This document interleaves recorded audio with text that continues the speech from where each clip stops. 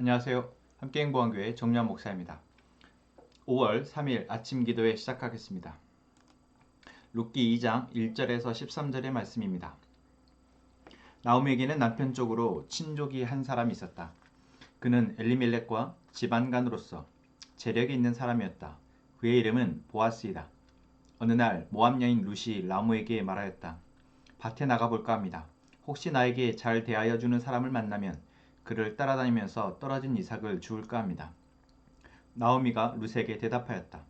그래, 나가보아라. 그리하여 룻은 밭으로 나가서 곡식 거두는 일꾼들을 따라다니며 이삭을 주었다. 그가 간 곳은 우연히도 엘리멜렉과 집안간인 보아스의 밭이었다. 그때 마침 보아스가 베들레헴 성읍에서 나왔다. 그는 주님께서 자네들과 함께 하시기를 비내하면서 곡식을 거두고 있는 일꾼들을 격려하였다.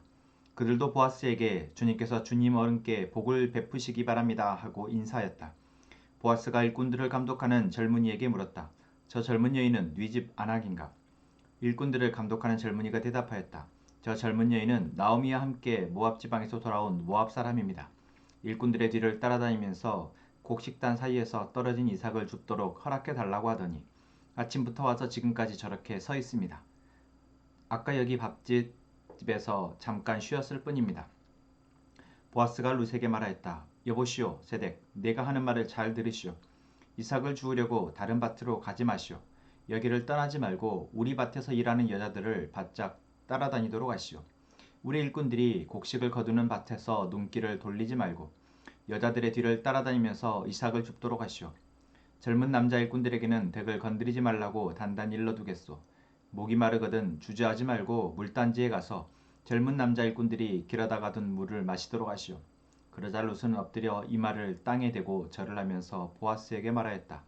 저는 한낱 이방 여자일 뿐인데 어찌하여 저 같은 것을 이렇게까지 잘 보살펴 주시고 생각하여 주십니까? 보아스가 룻에게 대답하였다. 남편을 잃은 뒤에 덱이 시어머니에게 어떻게 하였는지를 자세히 들어서 다 알고 있소. 덱은 친정 아버지와 어머니를 떠나고 태어난 땅을 떠나서 엊그제까지만 해도 알지 못하던 다른 백성에게로 오지 않았소. 덱이 하는 일은 주님께서 갚아주실 것이요. 이제 덱이 주 이스라엘의 하나님의 날개 밑으로 보호를 받으러 왔으니 그분께서 덱에게 넉넉히 갚아주실 것이요. 룻이 대답하였다. 어른께서 이토록 잘 보살펴 주시니 몸둘 바를 모르겠습니다. 어른께서 거느리고 계신 여종들 축에도 끼지 못할 이 종을 이처럼 위로하여 주시니 보잘것없는 이 몸이 큰 용기를 얻습니다. 아멘. 룻기 2장의 말씀에서 우리는 두 사람을 보게 됩니다. 바로 룻과 보아스이죠. 룻은 누구입니까? 시어머니를 따라서 낯선 땅에 온 이방 여인입니다. 보아스는 나오미와는 친족간에 있는 그 지역에서는 그래도 유력한 사람입니다. 부자이죠. 이 두 사람은 오늘 말씀 속에서 우리에게 참 많은 것들을 보여줍니다. 그리고 하나님의 은혜를 누구에게 어떻게 베푸신지를 또한 보여주고 있습니다. 먼저 룻을 봅시다. 룻은 먼저 자신이 살아왔던 곳을 떠나는데 그 이유가 바로 시어머니를 공양하고자 또한 시어머니가 믿는 그 하나님을 이제 믿고자 해서입니다. 물론 시어머니를 공양하는 것이 더 그에게는 큰 가치였고 그것에 따라서 이제 시어머니가 믿는 하나님을 믿겠다는 것이었죠. 그것이 어떤 하나님에 대한 온전한 믿음에서는 아니었지만 결국 룻은 하나님을 믿기를 택했고 이제 이 지역에서 베들레헴 지역에서 어머니를 모시고 살기 위해서 이제 나름의 노력을 합니다. 오늘 본문에서는 그 노력이 바로 밭에 나가는 것이었습니다. 이제 어머니는 나이가 있고 해서 생산적인 활동을 할 수 없었기에 자신이 이 가족, 어머니와 자신을 부양하고자 이제 일을 하기로 결정한 것입니다. 그때 나오미의 말은 룻은 이렇게 표현합니다. 밭에 나가 볼까 합니다. 혹시 나를 잘 대하여 주는 사람을 만나면 그를 따라다니면서 떨어질 이삭을 주울까 합니다. 이 시대는 사사 시대입니다. 여러분 우리가 사사기를 보자면 사사 그러니까 하나님이 보내신 사사를 통해서 이스라엘 백성들이 다스림을 받을 때는 하나님의 복을 누리고, 그러지 못하는 시간은 그들이 여러 이방 종족들에 의해서 침입을 당하면서 고통을 당합니다. 그리고 고통을 당하는 이유는 바로 그들이 하나님을 잃어버렸기 때문이죠. 하나님을 배신하고 우상을 숭배하고 자신들의 소견에 옳은 대로 행했기 때문에 바로 그러한 고통을 당하게 됩니다. 그러한 사사시대적 배경에서 오늘 이 룻의 이야기는 우리에게 시사점을 줍니다. 우리가 어떠한 시대를 살아가든 그 시대 속에서 우리는 내 삶이 잘 되어지기를 바라지만 나의 힘으로는 그것이 되어지지 않을 것이고, 결국 누군가와 함께 살아가는 사람들의 어떠한 선한 마음들이 필요하다라는 것이죠. 누군가를 돕고 또한 도와주는 그러한 마음들이 있을 때 사실 그 사회는 살기 좋은 사회 또는 행복한 사회라고 말할 수 있습니다. 바로 이 룻은 그러한 기대를 가지고 밭을 나가는 것입니다. 누군가 자신에 대해서 선대해주는 사람을 만나면은 그래도 자기가 먹을 것을 조금 얻어올 수 있지 않겠느냐라는 것이죠. 여러분은 어떠십니까? 여러분도 이 세상을 살아가면서 그런 기대가 있으십니까? 어쩌면 사실 많이들 우리는 그런 기대를 접고 살아가지 않나 싶습니다. 누가 나를 속이거나 내 것을 빼앗지 않으면 다행이다 라는 마음이 어쩌면 더 크지 않을까 싶습니다. 그만큼 사회가 악해졌고 각박해졌다라고 표현하죠. 어쩌면 이 룻이 살아가는 이 시대도 다르지 않을 것입니다. 그러한 상황 속에 룻이 나아갔을 때 이제 우연히도 자기의 집안, 그러니까 어머니와 친족 간에 있는 보아스라는 사람의 밭으로 가게 됩니다. 그런데 이때 재미있는 표현들이 반복되는데 그것은 바로 3절 말씀에 이렇게 표현하고 있죠. 그가 간 곳은 우연히도 엘리멜렉과 집안간인 보아스의 밭이었다. 또 4절에도 이렇게 표현하고 있습니다. 그때 마침 보아스가 베들레헴 성읍에서 왔다. 이렇게 성경 안에서 이러한 우연적인 표현, 우연히도라는 표현이나 또는 그때의 마침, 때마침이라는 이러한 표현은 바로 하나님의 은혜가 드러나는 상황에서 보통 사용되어집니다. 우리는 우연이라는 것, 그냥 무작위로 어떤 일들이 일어난 것이라고 생각하지만 성경 속에서 이러한 표현들은 바로 하나님이 일하시기 딱 좋은 환경과 때가 되어졌다라는 것이죠. 그래서 이 룻은 이 하나님의 은혜 아래, 하나님의 계획 가운데 또는 하나님의 보살핌 가운데에서 보아스라는 사람의 밭을 가게 된 것이고, 그 보아스라는 보아스의 밭에서 보아스를 만나게 됩니다. 여러분, 그러면 우리가 하나님의 은혜라는 것에 대해서 그냥 우연히 주어진 것이다 라고 생각할 수 있습니까? 그렇지 않습니다. 먼저 이 룻은 자신의 어머니를 부양하고자 이곳을 왔고, 또한 어머니를 부양하고자 자신의 이 수고를 마다하지 않고 밭을 나간 것입니다. 낯선 곳에서 낯선 사람들의 은혜를 구하며 나간다라는 것, 여러분 쉬운 선택 결정 아닙니다. 하지만 룻은 바로 그러한 결정을 했고 그 결정 가운데 하나님이 은혜를 베풀고 계시다라는 것이죠. 어머니를 사랑한 마음과 또한 낯선 곳이지만 그래도 이곳에서 자신을 선대해 줄 사람들을 만날 것이라는 기대, 또는 어쩌면 이곳이 바로 하나님을 믿는, 어머니가 믿는 하나님을 믿는 사람들이 살아가는 곳이기에 그곳에서 하나님의 은혜가 있을 것이다 라는 기대를 가지고 나갔다라는 것입니다. 그리고 그러한 기대에 하나님은 은혜를 베푸시길 원하십니다.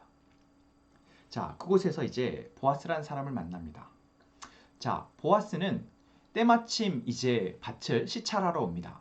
밭에서 일꾼들이 잘 일하고 있는지를 보죠. 그리고 보아스는 어떤 사람입니까? 일꾼들을 만나서 일꾼들에게 이렇게 표현합니다. 주님께서 자네들에게 함께 하시기를 비네. 그러자 일꾼들 역시 보아스를 향해서 주님께서 주인 어른께 복을 베푸시기를 바랍니다 라고 답합니다.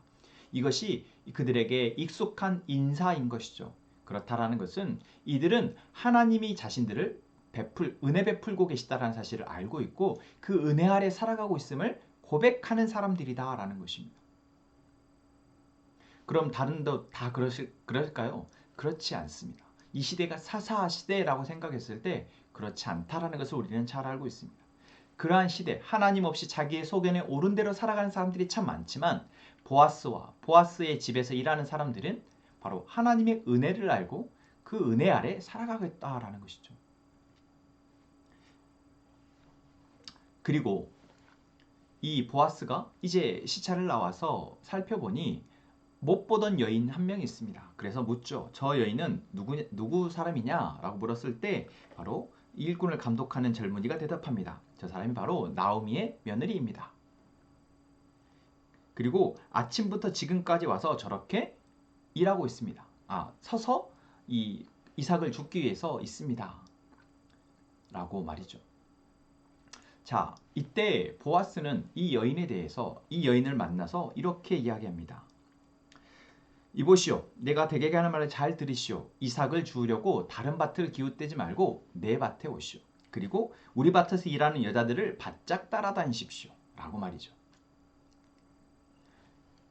그리고 이렇게 이 관심을 보이고 이야기하는 이유에 대해서 바로 뒤에 이야기합니다. 나는 당신이 어떠한 사람인지 이미 들어서 잘 알고 있어.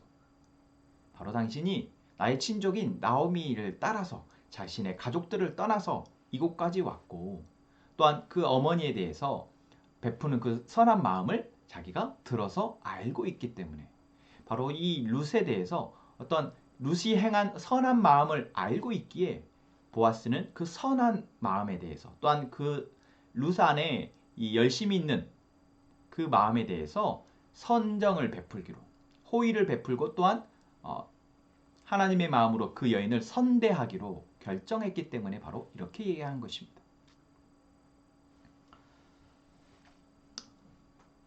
여러분, 오늘 우리는 룻이라는 사람과 보아스라는 사람을 보게 됩니다. 이 두 사람은 서로 다르고 다른 삶을 살아가지만 공통점이 한 가지 있습니다. 그것은 무엇입니까? 하나님을 믿고 안 믿고를 떠나서 이들에게는 선한 마음이 있고 선한 마음을 행동으로 옮길 수 있는 마음이 있습니다. 룻이 그러했고 보아스가 그렇습니다. 일단 룻은 아직 하나님에 대해서 잘 알거나 하나님 때문에 무언가를 하는 사람은 아니기에 먼저 우리는 보아스라는 사람을 봤으면 좋겠습니다. 보아스는 하나님을 믿고 하나님을 통해서 자신의 삶이 사라짐을 알고 있는 사람이었기에 세려 보는 여인에게도 또한 자신의 집에서 일하고 있는 일꾼들에게도 하나님의 마음으로 그들을 대하고 그들을 선대한다라는 것입니다. 또한 공경에 처한 어떤 어려움 가운데 있는 사람들을 외면하지 않고 그 사람을 위해서 기꺼이 자신의 시간 또한 자신의 마음을 내어줄 수 있는 사람이었던 것입니다. 그리고 그것이 바로 하나님의 은혜 아래 살아가는 자의 어떤 책임과 같다라는 것을 알고 그 책임을 다하는 사람입니다. 그리고 이 룻은 바로 그런 하나님의 마음을 알고 하나님의 마음으로 살아가려고 하는 사람을 만났고 그 만남 안에서 은혜를 입게 됩니다.